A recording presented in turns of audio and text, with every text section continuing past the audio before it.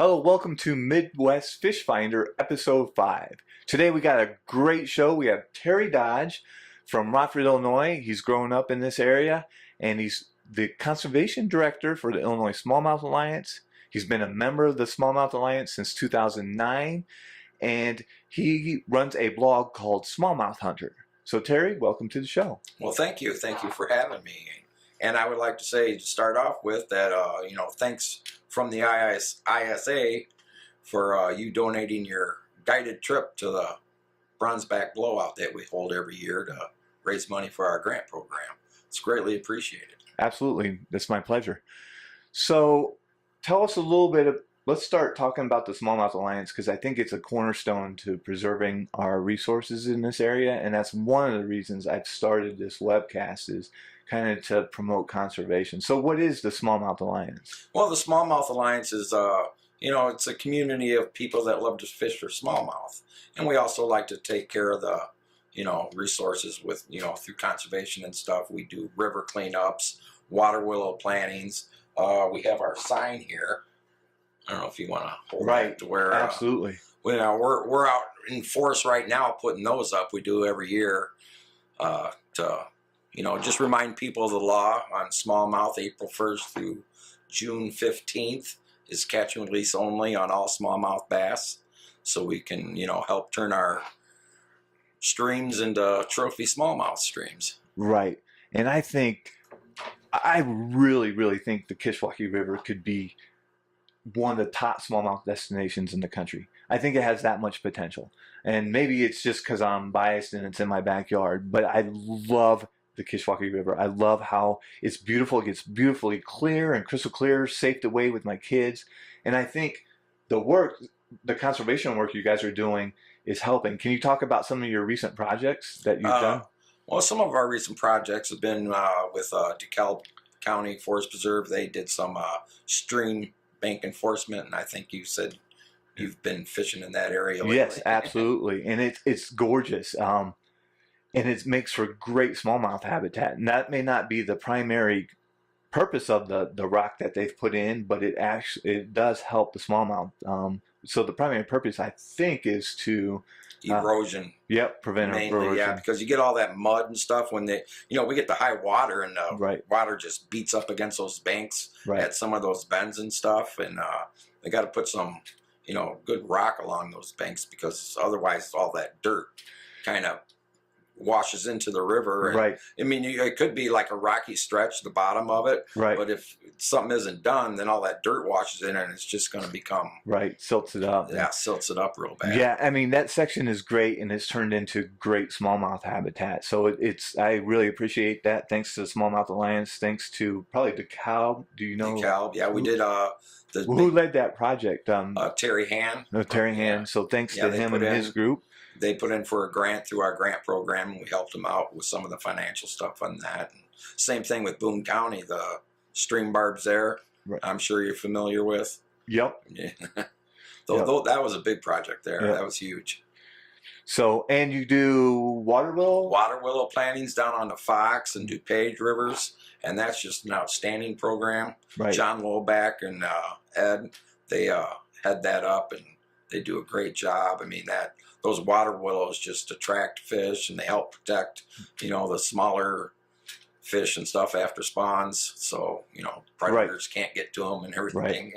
And oxygenate the water. So there's so many great things you're doing. Filters water, everything. Yeah, conservation. So the smallmouth is not just conservation. There's a lot of things you do. Do you have can you talk about some of the trips and events that are coming up? Well, we have outings every year, just from the Chicago area, Central Illinois area, on up through our area here. I mean, we do trips over to the Apple River. It's closer to Mississippi and stuff. And what an outstanding fishery that is. So, I mean, we do float trips. We have meetings all the time. Then get together for breakfast. Oh yeah, always got to have biscuits. Breakfast and a float, right? Yep. So biscuits and gravy. And that's you guys kind of, what is that little diner? In this area, we always go to Cherry Valley Cafe. Cherry Valley Cafe. So if you're in this area, you got to check out the biscuits and gravy at Cherry Valley. Biscuits and gravy this side of the Mississippi. There you go. So that's an endorsement. I want to talk about some of the resources that you can get as a member of the Illinois Smallmouth Alliance. So like the forums and the forums. Yeah. And we have also a paid member also gets. We're doing it differently now. It used to be 6 issues of our Bronzeback Bulletin newsletter. Right. And I mean, this thing is not just a newsletter. It's it's pretty much a magazine. Right. Pretty close to, usually averages, I would say, in between 17 and 20 pages. Right. And it has, all articles in there about smallmouth fishing. Right. I mean, just in all our outings, everything's in there, conservation. Right. And so members, you could get the Bronzeback Bulletin, also the forums. I just want to talk about the forums from my opinion or my perspective. When I first started actually fishing in general in this area, the Illinois Smallmouth Alliance was a huge part of that. The forums are great, where you can get on, you can learn some stuff from all types of great fishermen. They kind of post some fishing reports on the forums that are really useful. And I really owe a lot to a lot of people. John Graham, I met him through the Smallmouth Alliance. He's one of my mentors when it comes to smallmouth fishing. I've learned so much from him and taken trips with him. And, I've met you through the Smallmouth Alliance, Jim, all those guys are great fishermen.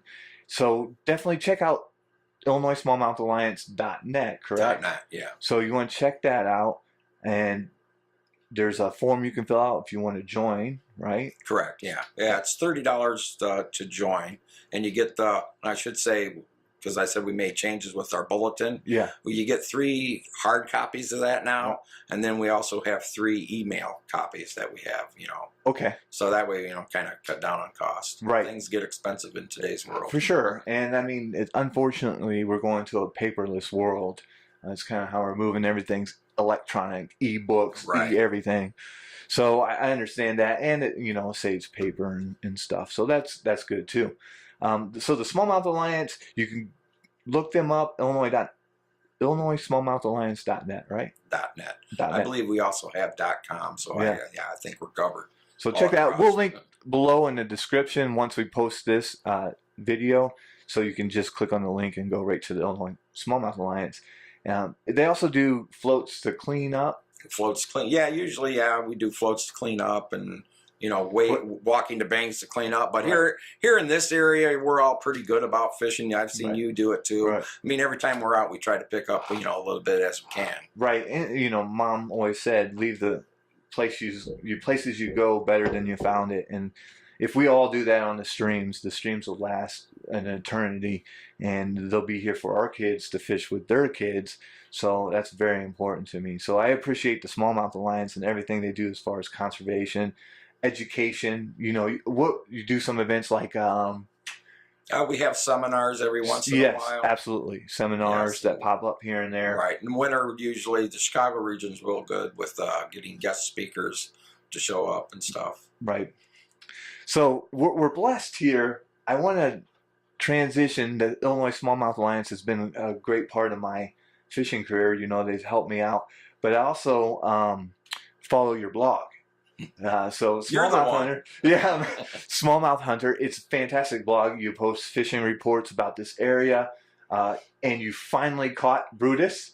So what is Brutus? Tell everybody what Brutus is and when you caught Brutus. Brutus is a big smallmouth. It's got to be at least 20 inches from out of the Kishwaukee Rivershed area. Yeah. And I've been looking for that fish for so long, and I finally got him last year, March 26th of 2017. Nice. So your quest has been completed. Complete. All right, and you can sleep easier now that you found a Brutus. Little bit. I caught him on the spin gear. Right. I like to call it the Power Ranger gear. But now the goal is to get it with the fly rod. Right. So now it's a whole new quest. Yeah. So fishing quest never ends, and that's one of the things with fishing. You catch one fish and you think I've made my accomplishment, and then it just turns into another accomplishment. Now, how much bigger can you get? Well, it is a weight off the shoulders. Right. Knowing that I finally got that fish that I've been looking for. But now it's got to be on the fly rod. For a long time. Long time. Long time. I don't even want to go into how long a time it's been. Well, that's a special fish. I mean, a 20-inch smallmouth is a very special fish. In this, especially in our river sheds. Right. Especially in our river sheds. I mean, I know in the Wisconsin River, they pull a lot of 20s in sections of that. But this is not the Wisconsin River. No. And but I think the conservation that the Illinois Smallmouth Alliance does has improved our fishing here. Absolutely, I believe that. I think the smallmouth fisheries, like I said, could be one of the best destinations in the country. And catch and release has a lot to do with it too. Yep, I mean, absolutely. A lot more anglers are doing catch and release, and that's a plus. And handling of the fish, we're just being more cautious. Yes. We're trying to get them back in the water. It's click and shoot. What do they call that? CPR, catch, photo, and release. Right. A lot of tournaments are going that way. Right. Catch, photo, and release. And I want to say too. Catch and release. You always hear, I practice catch and release. You always hear people say that. Right. Well, to me, practicing I really do. It's a practice. Right. I mean, last year I started doing it to where when I take that picture of that catch and stuff, where I'm thinking now I keep the fish in the water. Right. And then I set my timer on, and then I wait. And I raise it up at the last second. I get that picture. Right. Because, I used to be, I'd hold the fish out of the water a little bit longer than what I should be. So, I mean, I got to practice at it. I got to try and make myself better.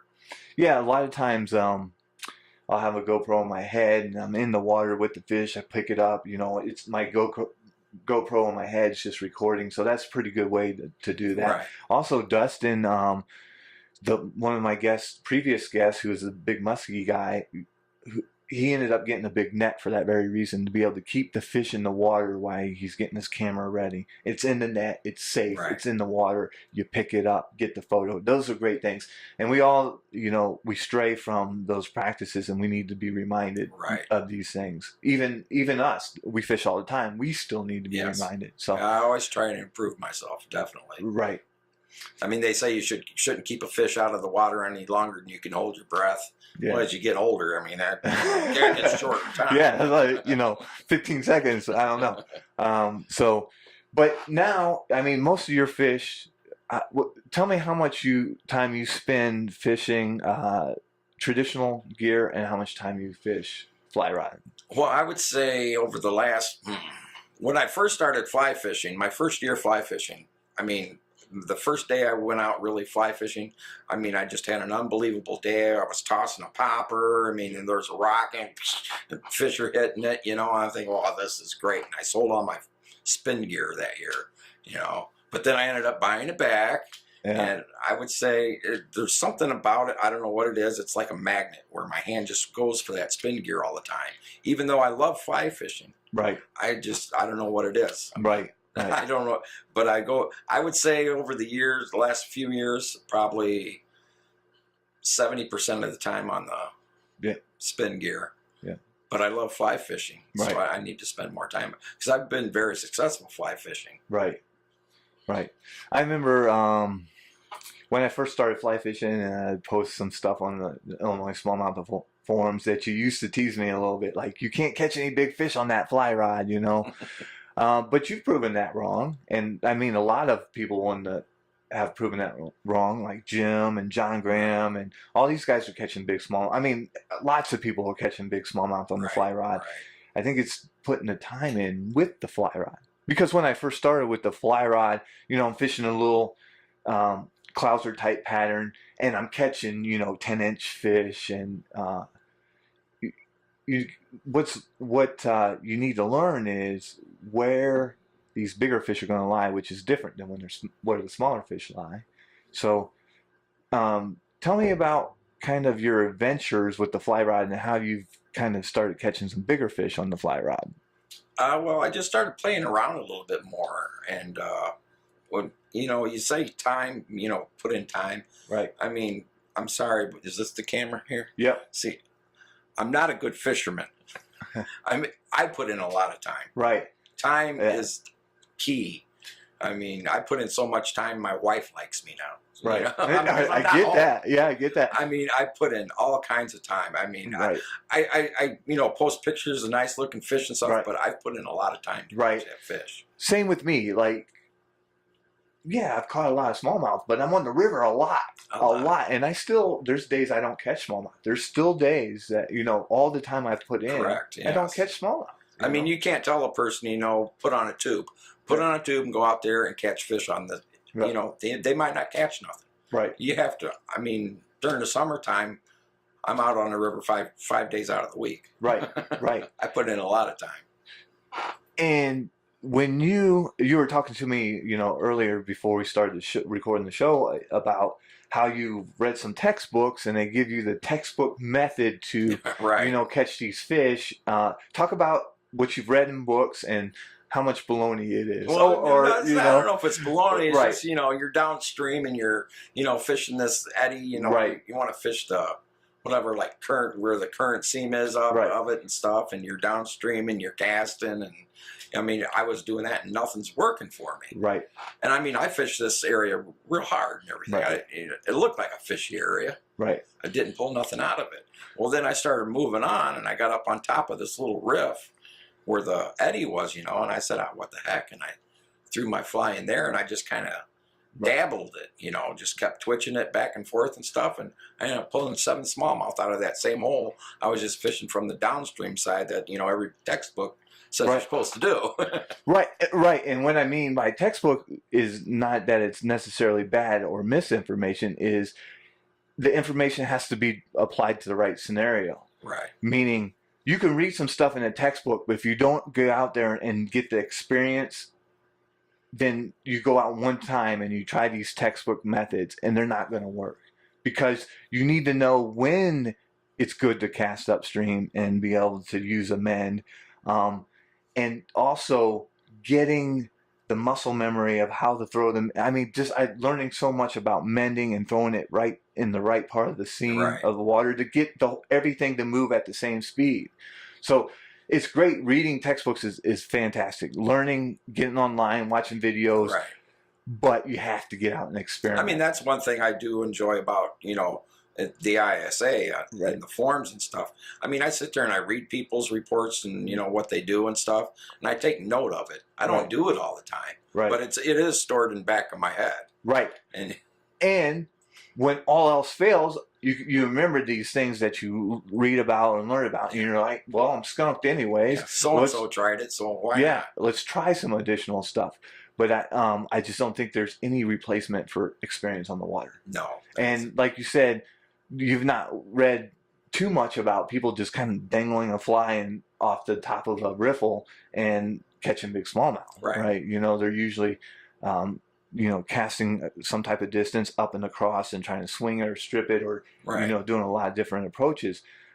So I think that your experience is, you come up with the next techniques.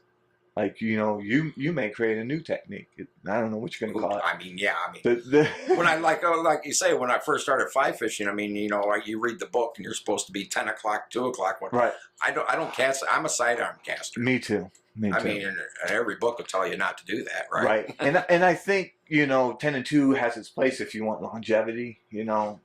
Us sidearms, we might get elbow problems. We might get some additional issues, but so far for me, it's worked fine. Yeah. I kind of pin my elbow and sidearm it in there. But so this, you said 70% traditional tackle. Right. 30% fly gear or fly rod. And that might change this year. Yeah, I hope so. Yeah, I always use every excuse in the book. It's too windy. I'm not going to take the fly rod today. It's too windy. It's not going to happen. Right. Oh, the water's too stained. I'm not going to take the fly rod. Right. I find every excuse there is. Right. I got to stop that. Right. So your goal this year is to do a lot more fly fishing than traditional fishing. No, yeah, I plan on doing all fly fishing now. Okay. I said that earlier this year, but my first time out this year, I grabbed the spin gear. Oh. Telling you now, it's all fly fishing. Oh, man. Okay. So everybody heard it here on the show. It's all fly fishing. Terry's going all fly fishing this year. So definitely check out his blog because he'll be posting fly fishing reports. So talk about growing up. I want to talk about your experiences growing up in this area. We did our first show was about gems in this area. Backyard. I'd love to get your opinion on the waters around here and kind of what you've fished other places and kind of compare them. I really don't fish other places. I fish this area, and I grew up in this area, and I'm still really amazed that I can go out in this area and find water that I haven't fished yet. Right. I can take you someplace that you haven't fished yet. Absolutely. And we got to do that because I told you about it a couple of years ago, and yeah, I got to get you out there. Actually, I trekked down there looking for pike. Really? Yeah. In the late fall last year, because I'm looking for pike, and I think there's some pikey places down there. It looks pikey. Really? I didn't catch any pike. I don't know if we're talking about the same spot. Oh, we're not going to talk about it on here. Right. And that's another thing. If you join the Smallmouth Alliance here, they're not going to give all their hot spots away. No. That's some of the adventure you want to go and. That's some, you can pick up more information if you were to go to some of our outings and stuff. Right. Because they do floats, and then you learn how to. One of the things I need to learn how to do is put my fly rod down when I'm fishing with some of these really, really good fly fishermen. I fished with Dave Ballack, who's an incredible fly fisherman with trout and just a pike, and Dustin. I will float that guy. I will paddle him around a canoe just to watch him. That guy, I need to set my rod down and watch. And when you go on these events with the Smallmouth Alliance, yes, bring your rods, fish, have fun. But watch the seasoned anglers. Oh, yeah. Watch I watch them. all the time when I'm out with people. Watch them because they will show you some tricks, and you'll say, oh, that's where they're lying behind that. Oh, right. I get it now. So even people I've been fishing with for a few years already.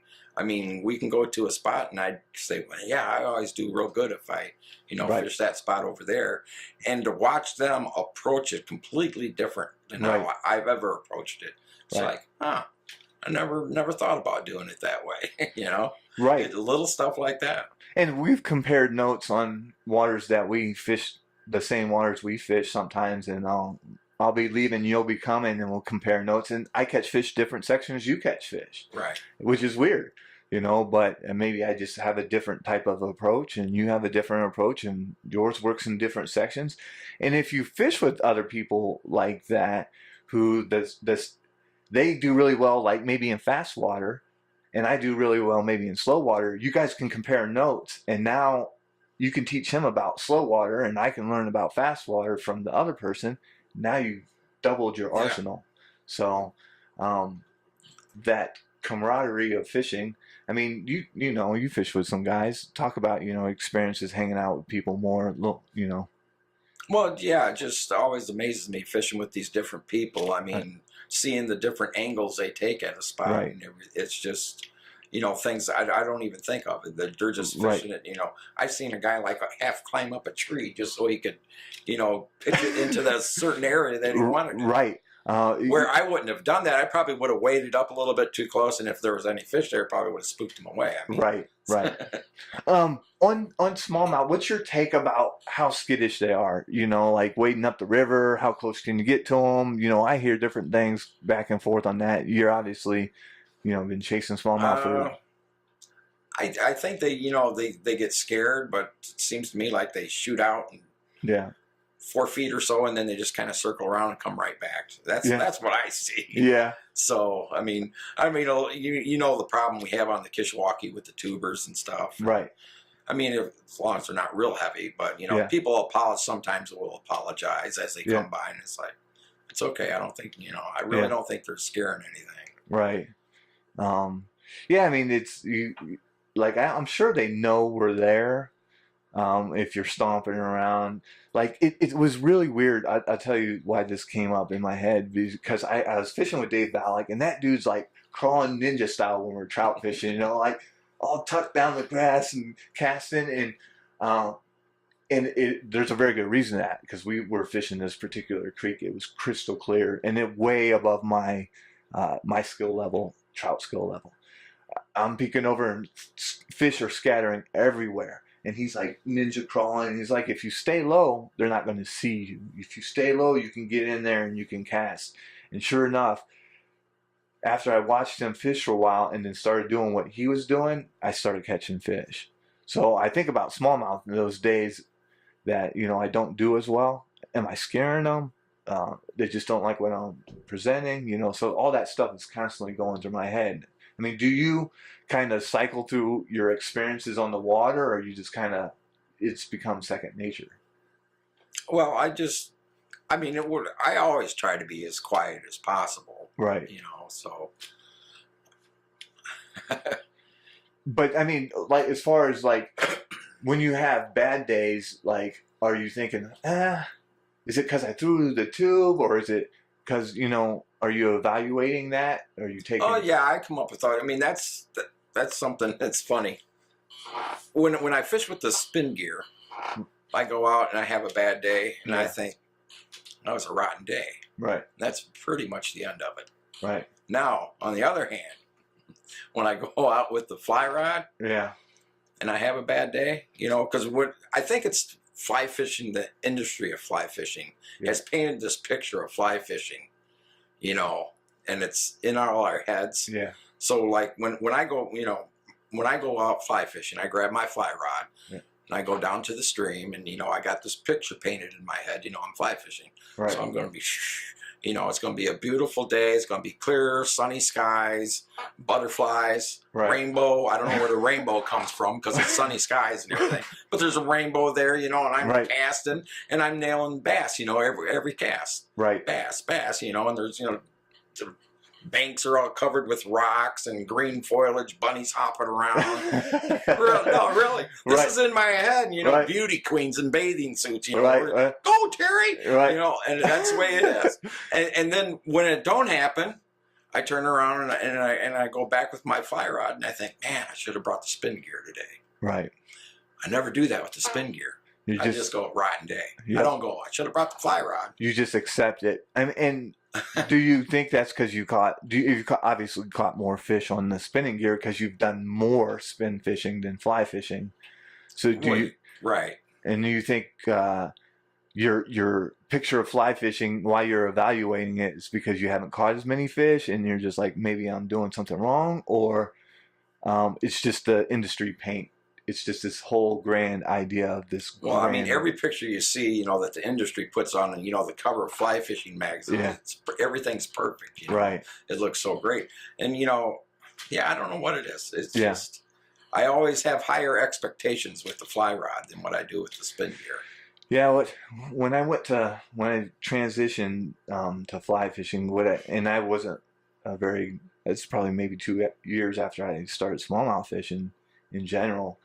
It was very challenging numbers wise. You know, I wasn't getting, not that I was getting a lot of fish on spin gear, but I was not getting as many fish on the fly gear. And I still think people can do things with traditional tackle that you can't do with the fly rod yet, or with flies that I know how to tie yet, or that I've seen on the market maybe. You know, I don't know. That's something I got to tap into. Right. Because I have this one friend, and it's probably somebody you know also. Yeah. He says, you know, he used to be a spin gear fisherman, and he's gone completely fly rod. And he says he has the same confidence now with the fly rod than what he did with the spin gear. Right. Well, I definitely have more confidence now in the fly rod than the spin gear because that's all I do. I only fly fish. I got some little spin rods for my kids. But, you know, I wouldn't even know how to cast them. I mean, I could flip them, but you know, those guys that with the bait casters can pinpoint, like, within a 6-inch area. I mean, people can do that with a fly rod too. But, I can't. I've tried using a bait caster. I can't. Fly rod's much easier if you ask me. Right. So I definitely have way more confidence now, but I made a decision in 2011 that I would do nothing but fly fishing. I fell so head over heels for fly fishing and that whole adventure with fighting that carp that I was like, that's it. That's what I'm doing. That is what I'm after. The whole dance, the whole everything, from casting to, stripping the line and mending, all of it. That was it. So I am 100% fly fishing, and that's why I definitely know I can outfish myself. If I was to go out one day with a fly rod, exact same conditions the next day with the spinning gear, I would catch one with the fly rod. Right, yeah. Then just because the experience thing. Well, and also it's just even with the spin gear, I'm a very basic fisherman. I fish tubes, yeah, and I fish topwaters, right, and that's it. So I mean, why is it so hard for me to transition over to the fly rod and fish poppers and clousers? Yeah, I don't know. It's interesting. Why am I like that? Yeah, it's interesting. I need help. It's very interesting. Well, we'll have to get together this year and fish some more, because I'd love to learn more from you. You've put me on some good resources and spots, running into you. So we should get out some more this year. Oh yeah, definitely. And for smallmouth, if you guys want to follow Terry, you definitely want to follow Terry's blog. It's fantastic. Smallmouth Hunter. I will put the link down. Just Google Terry Dodge, Smallmouth Hunter, and you will find his blog. And I'll put the link in the description down below, so you can follow Terry Dodge. Check out the Illinois Smallmouth Alliance. That's a great organization to join. And Terry, man, it's went by so quick, but I appreciate you coming to the show. Hey, I'll put that back on. Keep an eye out for the signs. Yeah, let's put that back up. Yeah, check out the signs. And if you want to help, join Smallmouth Alliance, help us out, help them out, post in their signs, and it's a great organization for conservation. So, well, Terry, thank you very much. Thank you. We'll definitely have you back on and see how your fly rod there you go. Yeah, commitment. We're going to bring it back on at the end of the season and see how much fly fishing compared to spin fishing you've done. Great. I'm going to have 6 Brutuses on fly rod. So, but that's the show today. Thank you very much for watching. As always, check out MidwestFishFinder.com. Great resources on the site there, maps and stuff. If you're interested in a guided trip, check out www.midwestfishingadventures.com. Fill out the form, and I'll get back to you 24 hours. Until the next show, have a great night.